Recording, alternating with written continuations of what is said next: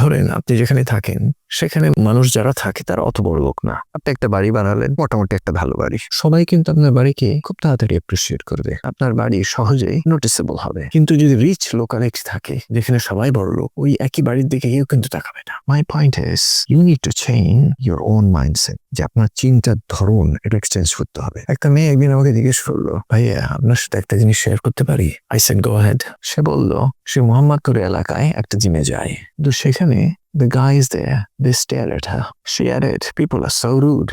সে বলল যে আমি যদি মোহাম্মদপুরে না আসতাম এটা কখনোই সে বুঝতে পারতো না। সে বলল সে যখন ইংল্যান্ড ছিল তখন কেউ তার দিকে তাকাতো না, ওইভাবে ফ্যাল করে তাকাতো না। তারপর বলল, I don't like it here. এই জায়গায় আমার পছন্দ হয় না। I said, I can make you like here in less than a minute. She said, I don't think so. I said, but I think so.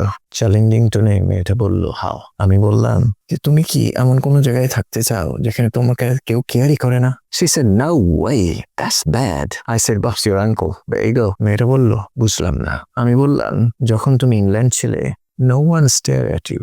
মানুষ ফেল করে তাকাতো না, কারণ ওখানে আরো সুন্দর সুন্দর মহিলারা কোটি এভারেজ দেয়, কিন্তু এখানে পিপল তোমাকে একজন সুন্দরী হিসেবে দেখে, এর জন্য ফেল করে তাকায়। মেয়েরা কিছু বললো না, কিন্তু চেহারা দেখে মনে হলো আমার যে সে আমার কথা বুঝতে পারলো।